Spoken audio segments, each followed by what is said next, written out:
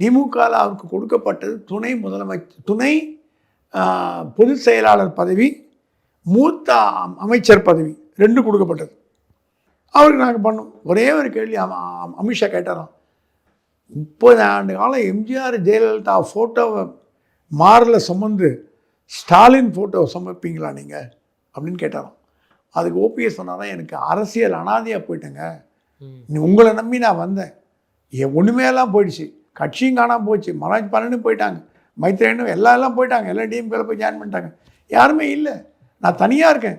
என்டிஏலேருந்து வெள்ளத்துக்கு போட்டிங்க, கட்சியில் சேர்க்குறேன் நீங்கள், அதுவும் சேர்க்கலை. என் நிலைமை நீங்கள் யோசிச்சு பாருங்கள். எனக்குன்னு ஒரு எதிர்காலம் வேணாமா? அரசியல்லேருந்து நான் என்ன கம்ப்ளீட்டாக ரிட்டையர் ஆகிட்டு ஓய்வு பெற்று போகணுன்னு ஆசைப்படுறீங்களா அப்படின்னு கேட்டதுக்கு, இல்லை நான் இந்த வாட்டி எடப்பாடிகிட்ட ஸ்ட்ராங்காக சொல்லிட்டோம், உங்களை உள்ளே எடுத்துக்கிட்டு அவர் தயாராக இருக்கார். பையனா இப்போ 10ஆம் தேதி என்ன பொதுக்குழுவை கூட போகிறாங்க. அதில் என்ன பண்ண போகிறாங்களா, நான் கேள்விப்பட்ட வரைக்கும் எவ்வளோ தூரம் உண்மைன்னு தெரியல, ஓபிஎஸ்ஸை எடுத்துக்கிறதா எடப்பாடி மைண்ட் செட்டுக்கு வந்துட்டார். என்ன ஒரு 4 கண்டிஷன் போடுவார். நடந்த தவறுகளுக்கு மன்னிப்பு கேட்கணும், முதல் கண்டிஷன். 2வது கண்டிஷன், தலைமைக்கு போட்டி போடக்கூடாது. ஒரு தொண்டனா ஒரு 2ஆம் கட்ட தலைவனாக இருக்கணும். தேர்தலில் போட்டி எம்எல்ஏ ஆகி எனக்கு போட்டியாக வரக்கூடாது.